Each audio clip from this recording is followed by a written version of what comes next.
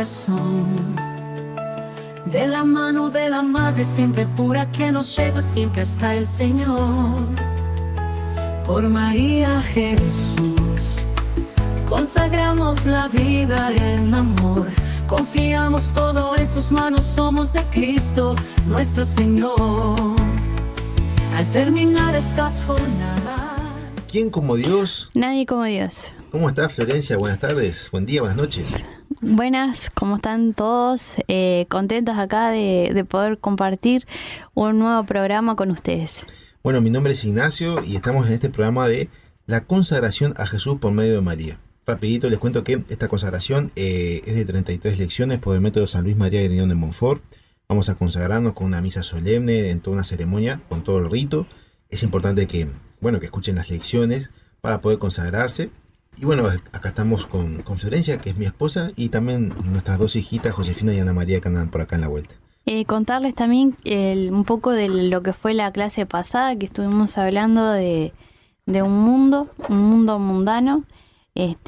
Obviamente el mundo, cuando nos referimos al mundo, no nos referimos al mundo que hizo Dios, sino que al mundo que nos aleja de Dios, ¿no? A través de las frases engañosas, a través de todas esas cosas que se van calando en nuestra vida, en nuestro corazón, en nuestra manera de pensar y definitivamente empezamos a alejarnos de Dios.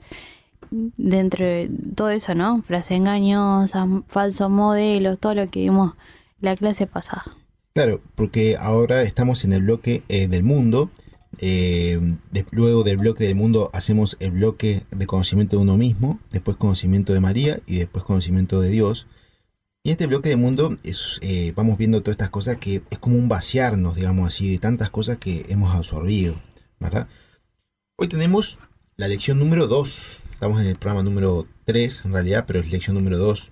Si quieren saber aspectos formales sobre esta consagración, lo dimos todo en el programa número 1, que era la charla motivadora, de por qué es importante consagrarnos, cómo María lo pide, consagrense a mi Inmaculado Corazón, lo piden en las apariciones de Fátima. Siempre pide conversión, penitencia y la consagración. Y está en el primer programa, que sería bueno que lo escuchen. Y bueno, ya el segundo fue la lección número 1, que es conocimiento del mundo. Y ahora, lección número 2, que se llama ¿soberbio yo? Es una pregunta, ¿no? Dice, ¿soberbio yo? Bueno, soberbio es una palabra bastante fuerte. O orgulloso yo, podemos ponerle también. Es una palabra fuerte, ¿no? Sí, que en realidad todos tenemos un poco de soberbia. A veces la gente dice, ay, no, ¿cómo me vas a decir así? Sí, ¿no? Pero todos un poco tenemos de soberbia. Se dice que la soberbia hasta se va hasta después de muerto, 5 minutos después. Vale. O sea, no sigue constantemente. Siempre tenemos que estar luchando con esa soberbia. Todos somos soberbios. El que se cree yo humilde ya es soberbio. Hay una dinámica que hacemos nosotros que decimos, levante la mano, ¿quién cree? ¿Cómo era?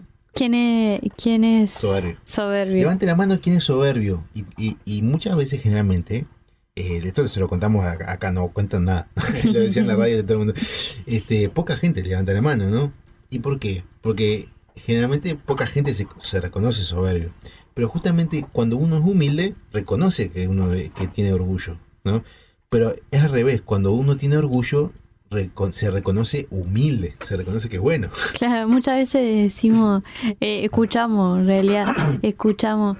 es muy gracioso porque cuando hacen la entrevista para los jugadores de fútbol, dice, no, lo hicimos con mucha humildad. Entonces es muy gracioso. O por ejemplo, cuando se habla de las personas que tienen bajos recursos económicos, claro, se dice, es muy humilde.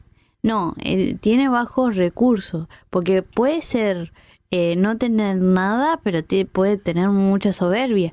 Y así mismo también puede haber una persona con mucho dinero, pero puede ser humilde, ¿no? Claro, tal cual. Como que muchas veces se dice, che, esta persona es humilde, eso es un muy buen ejemplo. Se dice, esta persona es humilde, y refiriéndose a que es pobre, pero en realidad no está bien dicho decir que es humilde, porque la humildad es una virtud, es una condición que llevamos en el corazón y que no tiene nada que ver con los índices económicos. Pero está perfecto porque nos hace entender más o menos, ¿no? Por dónde va la acepción de que nosotros traemos sobre soberbia y humildad, ¿verdad? Bueno, pero antes que nada quería comentarles que para entender un poco todo esto de la soberbia, ¿verdad? Nosotros tenemos tres grandes obstáculos. En esto de conocimiento del mundo, que es el primer bloque, vamos a hablar de estos obstáculos y tenemos tres grandes que son soberbia, lujuria y avaricia. ¿Qué es eso? Soberbia es cuando el deseo de poder se desordenó. La lujuria es cuando el deseo de placer se desordenó. Y la avaricia es cuando el deseo de tener se desordenó. ¿Por qué digo que se desordenó? Porque en principio el poder, el placer y el tener no es malo en sí mismo. El Señor puso poder para que haya orden. El Señor puso placer en el dormir, en el comer, en las relaciones. ¿Para qué? Para que tengamos ese disfrute y ese goce. Y no es malo, ¿verdad? El Señor puso el tener también. En cada uno tenga sus cosas. Y no es malo. No es malo para nada. ¿Cuándo es malo? Cuando se desordena, ¿verdad? Cuando se convierte en un fin y no en un medio. Eso ya vamos a ir explicándolo de a poco. Pero para no meternos de lleno primero en el tema tengo que explicarles, tenemos que contarles algo que seguramente ya ustedes lo conocen, lo habrán escuchado en alguna catequesis, que es para entender estas inclinaciones que muchas veces nosotros los seres humanos tenemos. Dice primera de Juan capítulo 2 versículo 15, no amen al mundo ni lo que hay en el mundo. Si alguien ama el mundo, el amor del Padre no está en él. Palabra del Señor, gloria a ti, Señor Jesús. San Juan nos dice que tenemos que ir purificando todos estos desórdenes que tenemos. Pero San Juan lo dice muy consciente porque nosotros tenemos desórdenes ya desde el momento que nacemos, ¿verdad? Vinimos con inclinaciones malas, ¿verdad? Nosotros venimos con una palabra que seguramente han escuchado muchas veces, que se llama concupiscencia. Concupiscencia. ¿Qué es la concupiscencia? La concupiscencia es la inclinación desordenada. La inclinación desordenada al mal, ¿no? Que es... Claro, esos deseos naturales que tenemos de placer, de poder, de tener, pero que se desordenan, ¿verdad? Dios quiere que estén en nosotros estas cosas de placer, poder tener, no está malo las cosas. El mundo, no está mal el mundo en sí mismo. No hay cosas malas en sí mismas, digamos así, más allá del pecado, digamos así, no el pecado sí. Pero cuando hay una concupiscencia es una inclinación dentro de nosotros que nos afecta nuestra manera de actuar, ¿verdad? A su vez, nosotros también tenemos tres enemigos del alma, que se llaman el mundo, el demonio y la carne. Pero para quedarnos con el tema primero de la concupiscencia, lo podemos ver, por ejemplo, en los niños. Vieron que los niños, que son muy hermosos, nosotros tenemos dos niñas, lo primero que aprenden es mío, ¿verdad? Mío, y el egoísmo, ¿verdad? Y eso de tener. Yo recuerdo un ejemplo de dos gemelas, que una era muy chiquitita y una sin querer tira un jarrón y enseguida mira a la otra y le echó la culpa a la otra.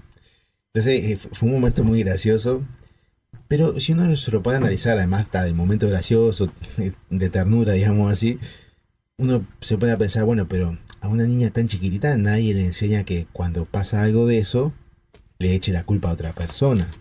¿Cómo lo aprendió? Bueno, ahí está la concupiscencia, ¿verdad? Esa inclinación al mal, ¿verdad? Que es como una inclinación que Dios nos llama a que vayamos purificando. Que es muchas veces contrario a muchas políticas que son como las de filósofos como Rousseau, que dice que el niño lo canonizan prácticamente, dicen que es bueno, es por excelencia y que lo que lo corrompe es la sociedad. Es cierto que lo corrompe la sociedad, pero también venimos con concupiscencia que necesita ser educado. Aunque igual se entiende un poco por qué ponen ese tipo de políticas, es porque hubo épocas donde también hubo mucho maltrato a los niños y eso no se debe hacer, ¿verdad? Pero bueno, más allá de este ejemplo, que me iba un poquito, la concupiscencia es ese desorden que viene desde chicos, que tenemos que ir educando nuestro cuerpo, educando nuestra vida, educando nuestras actitudes. Esto se llama entonces estas inclinaciones. A su vez tenemos la concupiscencia y a su vez también tenemos tres enemigos del alma, que se llama el poder, que es el mundo, el demonio y la carne, ¿verdad? El mundo, el demonio y la carne. Tenemos estos tres enemigos del alma que nos tientan. El demonio nos tienta con la tentación, ¿verdad? La carne con esos placeres, y el mundo también, este mundo mundano que hablábamos en la primera charla. La concupiscencia, ¿cómo nos tienta? ¿Cuáles son sus maneras, digamos así? Son varias, ¿verdad? Pero hay tres que son las más fuertes, que es con el poder, con el tener y con el placer. Esto que hablábamos al principio del programa, ¿verdad? Disculpen si es como muy engorroso, es como bastante carga teórica, digamos así, o bastante carga de palabra. Si se les complica mucho, no dejen de escribir, escuchen, tranquilos, porque uno entiende que es como mucha carga, porque uno va explicando con muchas cosas, ¿no? Pero ¿qué pasa? La concupiscencia nos tienta en el poder, placer y tener. Y esto lo vemos en Mateo 4, versículo 1 al 11. Este versículo es sobre Jesús, que fue tentado en el desierto. Entonces Jesús fue llevado, leo la cita bíblica. Entonces Jesús fue llevado por el Espíritu al desierto para ser tentado por el diablo. Y después de haber ayunado 40 días y 40 noches, al fin tuvo hambre. Y se le acercó el tentador y le dijo: si eres hijo de Dios, di que estas piedras se conviertan en panes. Tiene que acá lo primero que le está tentando el demonio al Señor es en el placer. Convierte estas piedras en panes. Bueno, ya veía que Jesús estaba haciendo todo este ayuno y lo tienta en el placer. Entonces, fíjense que nosotros tenemos placer en el comer, en el dormir, en las relaciones. O sea, el placer, digamos así, como el sentido amplio de la palabra, ¿verdad? Entonces le responde Jesús: pero está escrito, no solo de pan vive el hombre, sino de toda palabra que sale de la boca de Dios.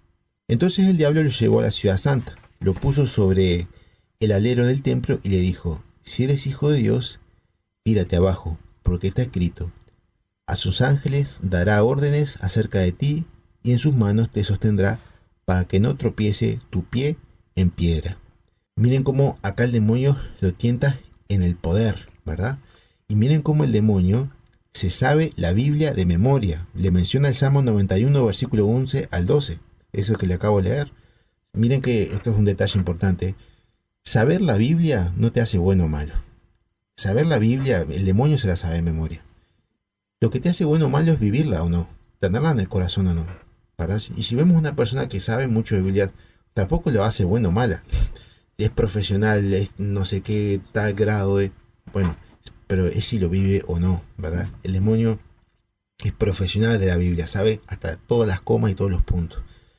Pero el Señor le responde. Jesús le respondió: también está escrito, no tentarás al Señor tu Dios. Lo está tentando acá en el poder. Esto es la concupiscencia que les hablaba. Pero acá viene la tercera tentación. Dice: otra vez lo llevó el diablo a un monte muy alto, le mostró todos los reinos del mundo y su gloria, y le dijo: todo esto te daré si te postras y me adoras. O sea, en el tener todas estas cosas, ¿verdad? Entonces vean cómo acá el demonio tentó a Jesús en el poder, en el placer y en el tener. Pero Jesús le dijo: apártate, Satanás, porque está escrito: al Señor tu Dios adorarás y a Él solo servirás. Entonces el diablo lo dejó y vinieron los ángeles y le sirvían. Palabra del Señor. Gloria a ti, Señor Jesús. Bueno, en principio decirles que miren cómo el Señor es profesional en la tentación, porque no dialoga con el diablo, le responde con citas bíblicas. En la tentación el Señor no se pone a dialogar, directamente es tajante. No se puede decir, pero a vos te parece, no, pero tal cosa. Y en la tentación uno tiene que, primero que nada, ser tajante, digamos, y no dialogar con esa tentación. Y segundo, acá vemos cómo la concupiscencia se demuestra en esto del poder, el placer y el tener. Sí, con eso de la tentación, llevarlo a nosotros, ¿no? ¿Qué podemos hacer nosotros? porque la tentación no es que vamos a tener al diablo hablándonos directamente, Claro. sino que viene la tentación en otra persona, en algo que pensamos. Entonces, ¿cómo cortamos eso? ¿No? Enseguida hacer lo contrario a lo que viene, ¿no? Si viene, por ejemplo, una persona a contar un chisme de otra persona, bueno, hablar bien de esa persona o decir, bueno, no quiero saber o cambiarle el tema, qué lindo que está el día, ¿no? Cortar esa tentación, ¿no? Cambiarlo, bueno, con las miradas impuras, bueno, viene una mujer, por ejemplo, con mal vestida, bueno, miro para otro lado. O sea, cortar esa tentación, ¿no? Exactamente. ¿Y por qué les contábamos esto de la concupiscencia y esto de la tentación en el poder, el placer y el tener? Porque hoy vamos a hablar sobre el orgullo, sobre la soberbia, que es la tentación en el poder, que en sí mismo no está mal, no está mal. Dios lo pone, pero el desorden, como dice el Catecismo del numeral 405, es cuando empieza el pecado y cuando empieza a hacernos mal en nuestra vida. En el número 405 habla del pecado original. Si nosotros no entendemos esto del pecado original, esto de Adán y Eva, que es muy importante, es sustancial en nuestra vida, o sea, uno realmente en Génesis se entiende muchas cosas. Si en Génesis uno no lo estudia bien esto, no entiende por qué Jesús vino a salvarnos, no entiende por qué es las consecuencias antropológicas nuestras, ¿verdad? Por ejemplo, esto que hablamos de pecado original, la concupiscencia, por qué hay que educar a un niño, no lo entiende. Si uno no entiende, por ejemplo, para qué viene el Señor a salvarnos, no entiende las postrimerías o la soteriología, que es la rama de la teología de la salvación, o las consecuencias eclesiológicas, que es el estudio teológico de la iglesia. O sea, no entiende nada. Por eso es importante entender el pecado original y entender las consecuencias que tienen que ver en la concupiscencia y en nuestra vida como seres humanos. Eso también nos lleva a la clase pasada en la que hablábamos por qué el mundo está así. Bueno, Claro. es un poco de la concupiscencia porque no se ha hablado, no se trata de la concupiscencia, no se trata cuáles son nuestros enemigos y que muchas veces somos nosotros mismos. Entonces, como no se educa a un niño desde los primeros años a dominar su voluntad, a dominar su carácter, después tenemos niños que son rebeldes, que tienen que los padres le tienen que dar un celular para calmarlos porque no Claro. se calman con nada. Entonces, después, ¿por qué no preguntamos después por qué está el mundo así? Bueno, porque no se enseña, no se ve estas cosas. Y ya creo que era San Pablo o San Pedro, no me acuerdo, que decía, tenemos que conocer nuestra fe, tenemos que dar razones de nuestra fe, y esto es un poco lo que debemos saber, y que siempre va a la raíz de ese pecado original. Siempre vamos, cuando vamos a ver cualquier problema entre matrimonios, entre familias, entre falta de perdón, heridas, todo lo que sea, vamos al origen y ahí está el problema. Por eso, por ejemplo, hay mucha gente, y por eso bautizamos a los hijos. Uno bautiza para qué, para borrar el pecado original, que le devuelve la gracia, donde los niños ahí empiezan a luchar también con la gracia de Dios, no solamente con la educación de los padres, con que ellos empiezan a ejercitar la voluntad, sino también la gracia de Dios. Nosotros cuando nuestras dos hijas nacieron, la primera semana las bautizamos enseguida, lo más rápido que podíamos, ¿verdad? Y gracias a Dios, los sacerdotes y nuestro obispo, ningún problema, nos ayudó, muy agradecidos a ellos, en Florida, no más bien ningún problema, y lo bautizamos. Entonces, es bueno eso, porque entendemos también esto espiritualmente, no solamente una cuestión humana, sino también espiritual, y cómo es importante que la gracia de Dios esté en ellos y vivan ellos, ¿verdad? Entonces, el Evangelio de Mateo, capítulo 16, versículo 24 dice: Entonces dijo Jesús a sus discípulos: Si alguno quiere venir en pos de mí, niéguese a sí mismo, cargue con su cruz y sígame. O sea, todo esto de la concupiscencia hace que tengamos una batalla espiritual en nuestra vida. Ya Jesús, si lo dijo así, es porque ya nos está diciendo, miren que vamos a estar en una batalla. Pero esto en un momento termina, ¿verdad? En el cielo ya no hay todas estas cosas. Bueno, pero saliendo un poco ya del tema de la concupiscencia, el pecado original, para entender todo esto, ¿verdad? Que es importante. Ahora ya nos metemos de lleno en la soberbia o el orgullo. ¿Qué es la soberbia o el orgullo? Es el deseo desordenado de excelencia, de poder y de progreso. Yo les pregunto, ¿está mal la excelencia, el poder y el progreso? Para nada. Está perfecto.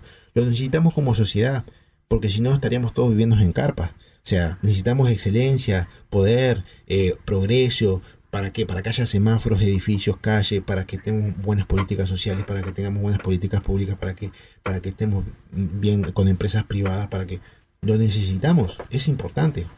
Y es bueno. No, en sí mismo no podemos decir que sea malo. El problema es cuando esto se empieza a desordenar.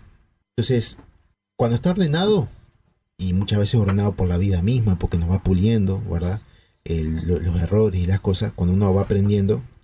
Entonces vemos como, por ejemplo, las personas celebran los logros ajenos, reconocen los talentos de los demás y los propios, no se desespera por aparentar, buscan primeros a Dios. Cuando está ordenado este apetito, ¿verdad?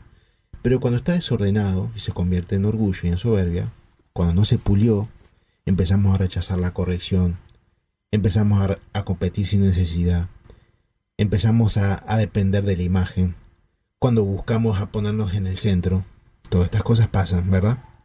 Entonces, el progreso es algo que debemos estimular, es algo importante. Progresan los países, la sociedad, progresan las personas, progresan la familia, pero siempre tener que querer avanzar en el trabajo, querer tener una casa bonita, querer estar bien vestido, bien vestida, no es soberbia, no, para nada. Se hace soberbia cuando una persona lo hace esta misma acción a costa de los demás, lo hace cuando saca a Dios para triunfar en eso. ¿Sí me entienden? Depende mucho de la intención de corazón, ¿tá? La misma acción puede ser orgullo o puede ser humildad, la misma acción, ¿verdad? También puede ser soberbia cuando uno quiere, hace cosas para ayudar, pero en cambio para mostrarse. Entonces ahí está la intención. Puede ser una acción buena, pero en realidad estoy buscando enaltecerme, que otros me admiren, que otros me quieran. Por ejemplo, tener un comercio, pero explotar a los empleados, hablarles mal, no pagarles lo que le deben, no pagar las cosas que se ha propuesto para que tenga que pagarles, el aguinaldo, salario vacacional, todas las cosas que tengan los derechos laborales. O cuando, por ejemplo, muchas veces se descarta la fe porque me estorba, sacamos a Dios de la ecuación, no rezamos, no consultamos a la conciencia. O cuando una persona vive cuando nos vivimos, yo también me incluyo, porque siempre en esto tenemos que pensar que no es una batalla ganada. Cuando pensamos que la ganamos, ya estamos siendo soberbios. Entonces, realmente tenemos que, esto es hasta el fin, ¿verdad? Es una batalla que va hasta el fin. Cuando estamos comparándonos, yo merezco más que mi vecino, merezco más que mi familia, merezco más que fulano. Cuando rompemos amistades, cuando mentimos o hacemos trampa. Bueno, todos estos ejemplos, ¿verdad? Y les traigo la cita bíblica de Santiago que dice, Santiago 4:6, que dice: Dios resiste a los soberbios, pero da gracia a los humildes. Es decir, es bueno el progreso, pero no a costa de la fe. Es bueno el progreso, pero no a costa de los principios. Es bueno el progreso, pero no a costa de las personas, ni del bien común. Miren cómo depende mucho de la intención. Muchas veces la soberbia se nota, muchas veces no. Pero Dios ve el corazón de las personas, ¿verdad? Por eso, en este camino de la consagración que nos va puliendo, es importante ir puliendo esto, puliendo la soberbia, para que empiece a haber cada vez más humildad en nuestro corazón.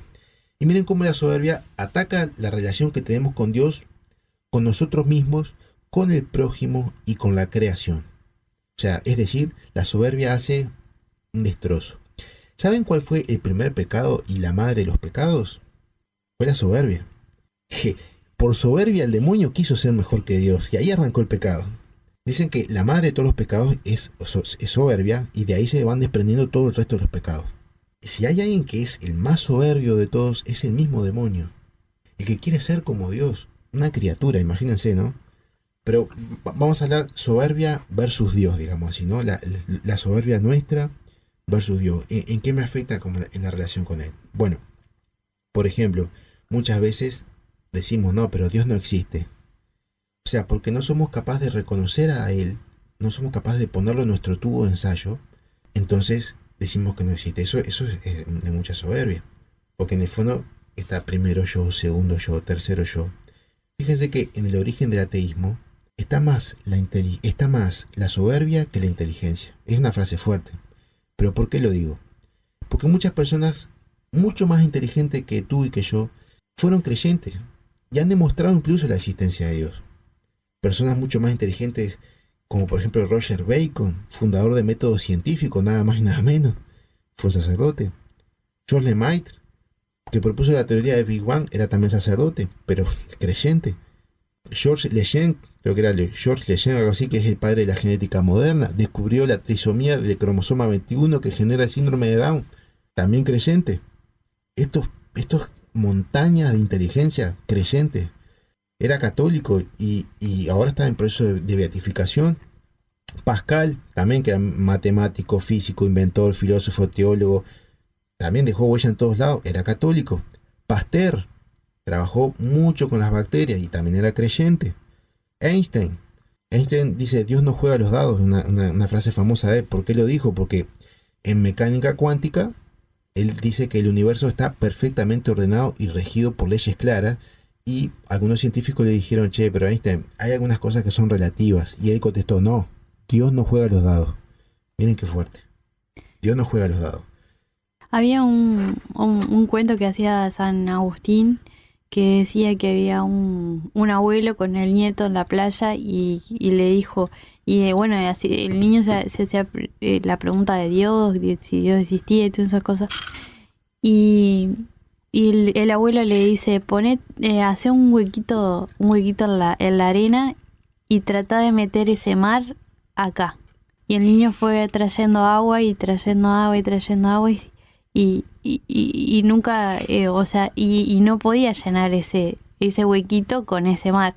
O sea, a veces en nuestra mente tratamos de entender lo que es Dios, pero Dios es inmenso, no lo podemos meter en nuestra pequeña cabeza. Cuando lleguemos al cielo, entenderemos lo que es Dios, pero no, acá no podemos entender porque tenemos carencia, ¿no? Incluso hay filósofos que han demostrado la existencia de Dios, porque tampoco es una cuestión que nosotros cuando entramos a la iglesia nos sacamos la cabeza. Hay una frase muy buena de Chesterton que dice: cuando entramos a la iglesia nos sacamos el sombrero pero no la cabeza. Es fe y razón.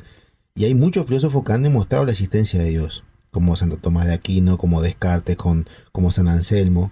O sea, el ateísmo muchas veces no es un problema de la razón, es un problema del corazón, de orgullo, ¿verdad? Que los argumentos, aunque presentemos 1000 argumentos, no me van a hacer creer en Dios. ¿Por qué? Porque creo en mí.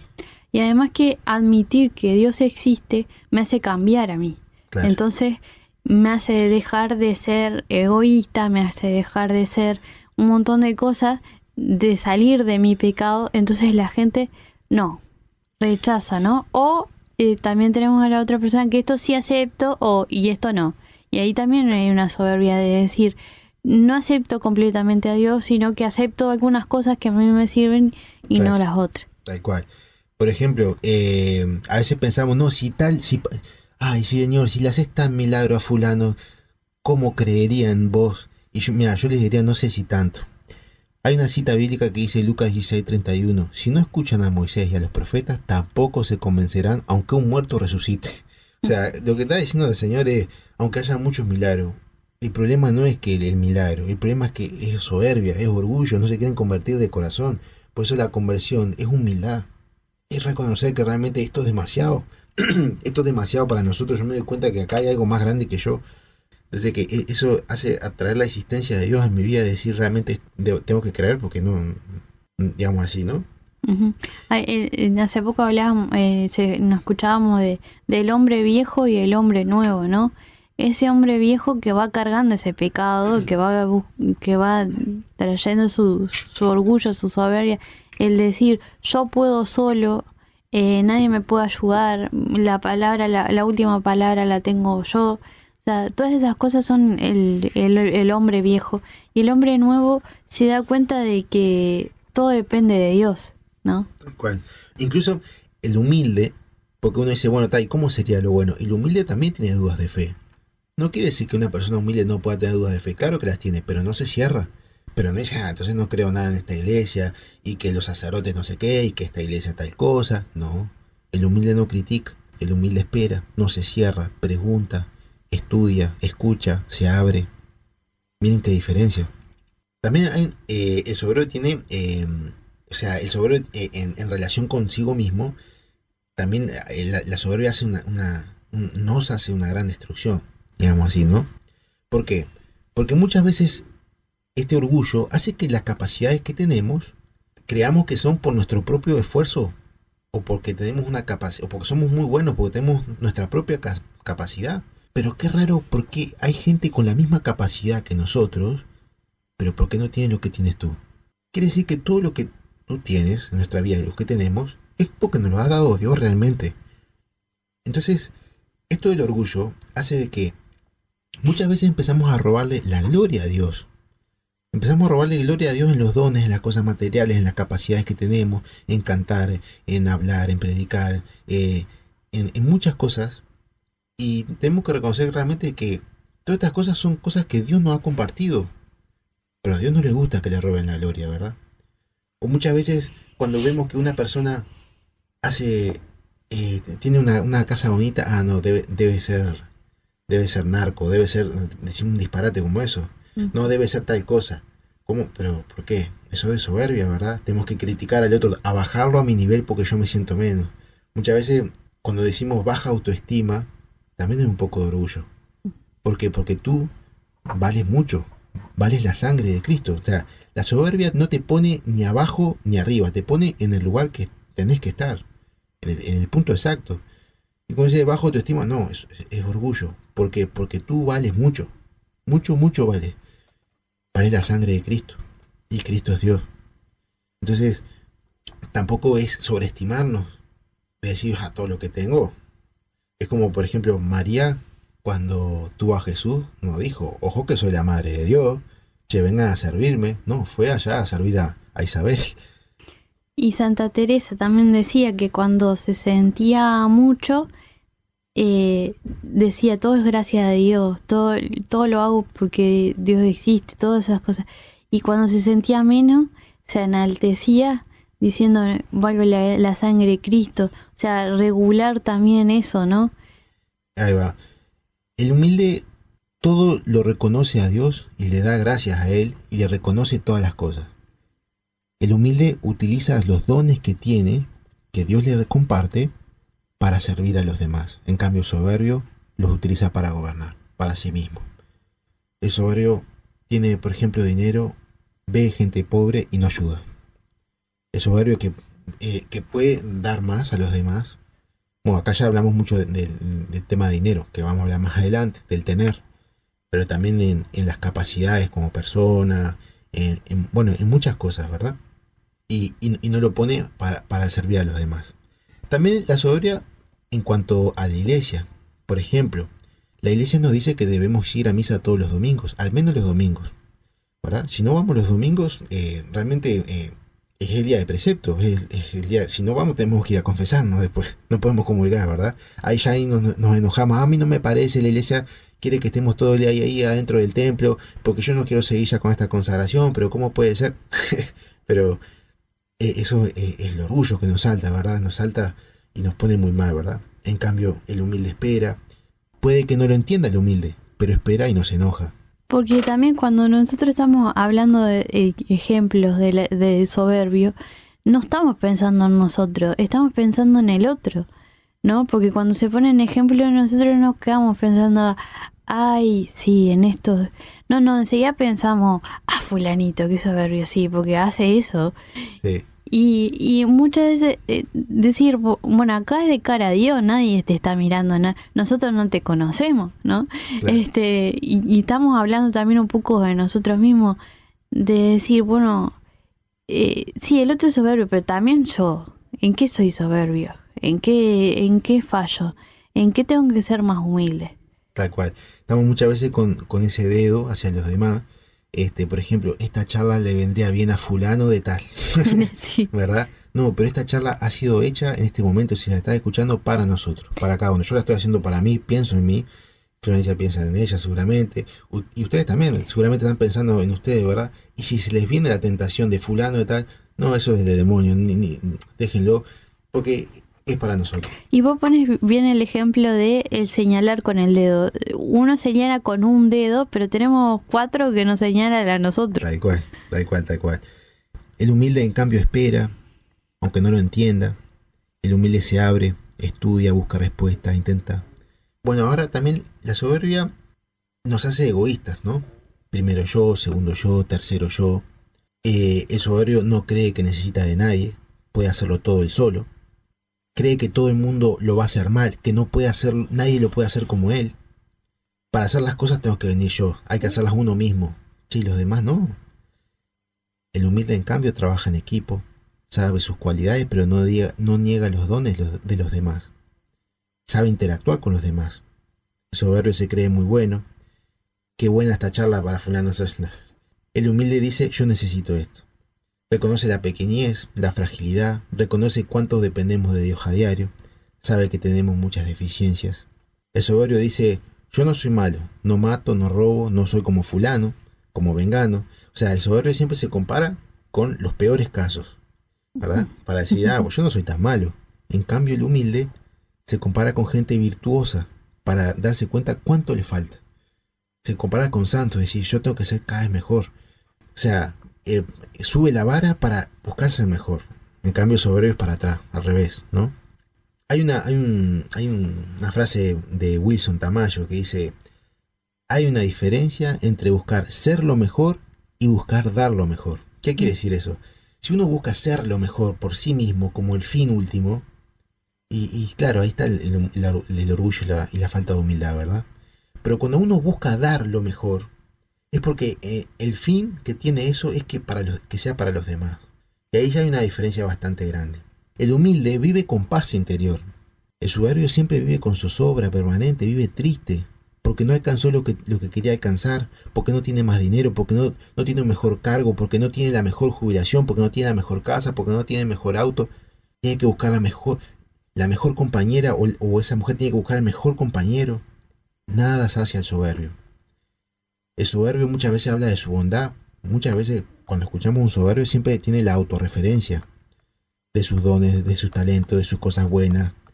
Y miren que hay una frase de un santo que dice, las virtudes pierden su brillo cuando se exponen, cuando se hablan de ellas. Y en cambio el humilde lo hace todo de cara a Dios. No está con la cámara en la mano para sacarse una selfie en el momento de la obra de la caridad. ¿Se acuerdan de Mateo 6.3? Dice, tú en cambio, cuando des limosna, que tu mano izquierda no sepa lo que hace tu derecha. Así somos los católicos, no andamos exponiéndonos a que lo que hicimos bien. El soberbio en cambio tiene que mostrarse. El soberbio no reconoce los errores. Dice, no, che, que fue culpa del Estado, que fue culpa del sistema, que no me dieron lo que necesitaba, que no me ayudaste, que se demoraron para traerme esto, y por eso no me salió a mí. Siempre se está justificando los errores. En cambio el humilde reconoce y dice, me equivoqué, perdón. El humilde pide perdón. Miren todas las diferencias, ¿no? El soberbio siempre quiere tener la razón. El soberbio se cree mejor que los demás. Incluso muchas veces la persona soberbia cree que el que pide perdón es menos. Y no se da cuenta la grandeza del perdón. No se da cuenta la grandeza de esas personas que sirven a los demás. Entienden, por ejemplo, hablando en una oficina, entiende que el que hace tareas más bajas, digamos así, entre comillas más bajas, ¿no? Es como que una persona que vale menos, porque haga tareas más de servicio. Pero en realidad el humilde entiende que todos valemos iguales. Tarea que hagamos, si tenemos que barrer o tenemos que ser el jefe de un equipo, todos valemos iguales. Miren qué diferencia para ver la vida, ¿no? No es lo mismo ponerse unos lentes de esa graduación o de la otra, ¿verdad? Hay una gran diferencia entre ver la vida de una manera o la de otra, ¿no? El soberbio termina siendo loco también. Esto es importante, tiene mucho que ver con la salud mental. Y van a decir, wow, ¿y esto qué tiene que ver? Tiene mucho que ver. ¿Por qué? Porque la humildad, que todos tenemos que buscarla a cada rato y se pierde muy rápido, hay que buscarla todos los días. La humildad es la verdad, es la realidad. Porque muchas veces el soberbio ve una realidad que no existe, deformada, ¿verdad? Porque el soberbio vive de la apariencia, no vive de lo que es, sino de lo que parece. Edita, adorna, le pone filtros. Vivimos en esta época, ¿no? De que tenemos que salir bellas, tenemos que salir perfectos. Pero el humilde vive tal cual como es y no siente no siente vergüenza por eso. Hay un ejemplo muy bueno de una carreta. Cuando la carreta está llena, no hace nada de ruido. Mira, cuando vas con una carreta, está bien llena y llena de cosas hasta arriba, no hace ningún ruido. Y así es el humilde. Cuando tiene un corazón lleno, no hace ruido para nada, no tiene que andar demostrando.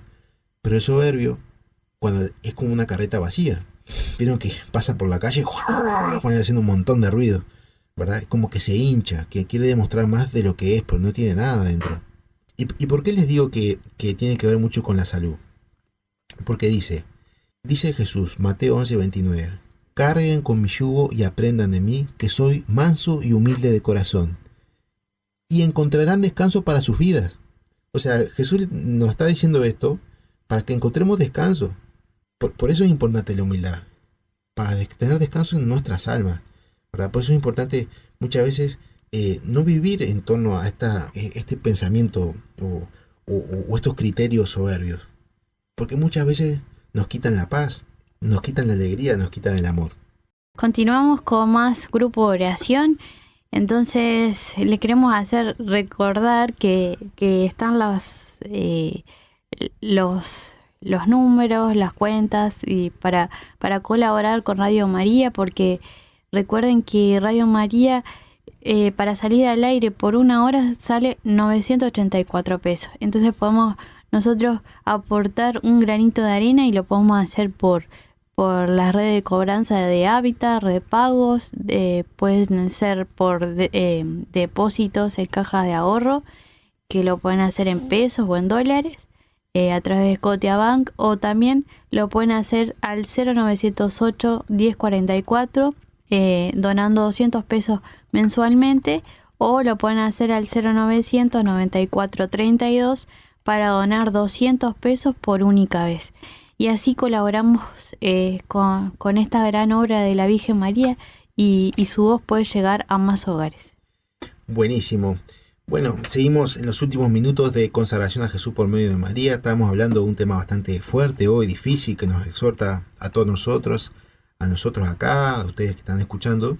Hablamos sobre el orgullo y la soberbia, ¿verdad? Como el católico entiende en la vida espiritual como que también se va purificando a sí mismo, ¿verdad? Se va haciendo, entre comillas, violencia, en el sentido bueno de la palabra, de ir cambiando y mejorando, ¿verdad? Hoy hablamos sobre esto, en esta consagración, y hablábamos sobre la cita bíblica de Mateo 11:29, que dice, carguen con mi yugo y aprendan de mí, que soy manso y humilde de corazón, y encontrarán descanso para su vida. Palabra del Señor, gloria a ti, Señor Jesús. Les comentaba que fíjense que no dice el Señor, aprendan de mí a hacer milagros y a expulsar demonios. No, dice, aprendan de mí que soy manso y humilde. No dice el Señor, aprendan de mí a caminar por las aguas. No dice, aprendan a ser humildes y encontrarán descanso para sus vidas. Fíjense qué importante que es, más importante, disculpen la repetición, es más importante la humildad que hacer milagros. Es más importante la humildad que cualquier otra cosa. Por eso le da tanta importancia al Señor. También en Juan 13, capítulo 14 al 5 dice, pues si yo, el Señor y Maestro, les he lavado los pies, también ustedes deben lavarse los pies unos a otros. Les he dado ejemplo para que lo que yo he hecho con ustedes, también ustedes lo hagan. Entonces, fíjense que el humilde aprende a servir. Fíjense que el Señor da el ejemplo. Si Dios, que es el creador de todo, el que nos da existencia en este momento, nos está dando la existencia, porque si Dios dejara de pensar en nosotros, desaparecemos. Es el que nos dota de existencia, de amor, de todo, realmente de todo. Dueño de todo poder, de toda gloria. Y Él estaba ya lavando los pies. Fíjense, ¿no? Qué importante. Nació en un pesebre, vivió pobre, estuvo dirigido por 2 criaturas, María y José, porque les obedecía, no pecaba. Murió cruelmente, ni siquiera tenía una tumba propia. Y este es el ejemplo que Él nos muestra, ¿verdad? De humildad. Él teniendo todo se hizo servidor de todos. Acá yo veo realmente la grandeza de Dios. Uno realmente dice, ¿quién como Dios? ¿Quién como Dios? ¿Quién como Jesús? Realmente, ¿quién como Jesús? Porque muchas veces nos presentan tantos dioses en el mundo, con tantas cosas, tantas parafernarias. ¿Quién como Dios? ¿Quién como Dios que ha muerto de esa manera por nosotros? ¿Qué Dios en el mundo ha hecho estas cosas por nosotros? No hay nadie como Dios realmente. Uno diferencia a Dios realmente porque realmente uno dice, pero como Jesús no hay nadie. Y fíjense que si el Señor le da palo a la soberbia, porque no hubo pecado que sea tan duro el Señor como la soberbia. En Mateo 12:34 dice, raza de víboras, ¿cómo pueden ustedes decir cosas buenas siendo malos? Porque de la abundancia del corazón habla la boca. En Mateo 23:27, ay de ustedes escribas y fariseos hipócritas, son como sepulcros blanqueados. Por fuera lucen hermosos, pero por dentro están llenos de hueso y podredumbre. Miren qué fuerte el Señor, fuertísimo, pero la verdad que son expresiones de Jesús muy fuertes. Juan capítulo 8, versículo 44, ustedes son hijos de su padre el diablo. Jesús le está diciendo, ustedes son hijos del diablo. Fíjense, ¿no? Que quieren cumplir los deseos de su padre. Él fue homicida desde el principio y no se mantuvo en la verdad, porque no hay verdad en él. Cuando miente, habla de lo suyo porque es mentiroso y padre de la mentira. ¿Se dan cuenta de lo fuerte de nuestro Dios con la soberbia? Es durísimo. Por eso, realmente el Señor, si hay algo que nos exhorta mucho, Jesús nos ha exhortado mucho, es en la humildad. Es en la humildad, por eso es importante esta charla. Esta y las siguientes dos son las que abren la consagración, porque son muy importantes. A mí me parece muy impresionante y un gran ejemplo de humildad del Señor en el momento de la crucificación, ¿no?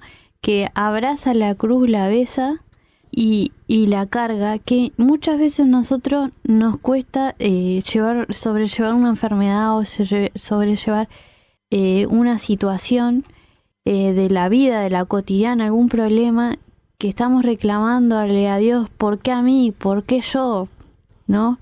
Y Jesús no dijo, ¿por qué a mí? Que yo soy Dios. No dijo eso. Ni siquiera eran sus pecados, eran los nuestros. Abrazó la cruz y la llevó hasta el final. O sea, y sabiendo todo lo que iba a venir, que iba a terminar, o sea, todo lo que le esperaba. Y nosotros muchas veces no vemos ni la luz al final del túnel. Y Jesús lo hizo con amor, con paciencia. Y ese es el humilde, ¿no? Agarra la cruz, la lleva con amor, con paciencia y hasta el final. Es zarpado. La verdad que no hay nadie como Dios. Es de las cosas más lindas que tenemos en este mundo. Es lo más lindo que tenemos en este mundo. Y María también. Miren cómo en Lucas 1:38 dice, María se hace llamar esclava.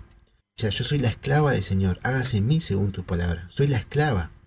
Fíjense cómo todo lo que el Señor ve en el mundo, que se anonada, que se hace humilde, Dios enaltece. No dice, acá está la madre de Dios, ojo. Le dice, che, vengan a servirme que yo voy a tener a Jesús. No fue con Isabel y decir, bueno, vamos a servirme porque ya soy la madre. Claro, fue a servir. Fue a servir a su prima estando embarazada. Y en silencio guardaba todo en su corazón. Se reconocía pequeña, porque de Magnífica uno le dice, reconoce que el poderoso hizo grandes obras por mí. Ella reconoce, yo no soy nada, el poderoso lo hizo. Yo no soy nada, soy una criatura. Y Dios la enaltece, impresionante. Entonces, fíjense el poder de la humildad, ¿no? Algo que tenemos que luchar día a día para obtenerla. Todo lo que ve el Señor que se abaja, el Señor allá va y lo enaltece. Gloria a Dios por tantas cosas que Él nos da día a día. Y vamos terminando esta consagración. Terminamos con una pequeña oración. En nombre del Padre, del Hijo y del Espíritu Santo. Amén. Amén. Señor, te pedimos la gracia de la humildad. Te pedimos que nos ayudes diariamente a ser humildes, a despojarnos de nosotros mismos, de luchar con nuestra concupiscencia, de ir entendiendo todos estos temas que nos vas regalando. Te pedimos, María, la gracia de la consagración, de la perseverancia. y que todo lo que no haya quedado dicho, que también tú lo puedas decir en el corazón de cada persona. Bueno, tú dices la práctica, Florencia. La práctica es rezar las letanías de la humildad durante una semana. Bueno, ustedes en esta semana entonces van buscando las letanías de la humildad. Las pueden encontrar en internet, ponen letanías de la humildad y las rezan por una semana, ¿verdad? Que es para pedir la gracia, esta gracia tan bella de la humildad. Muchas gracias por una consagración más. Que la gracia del Señor esté con ustedes. Dios le bendiga mucho.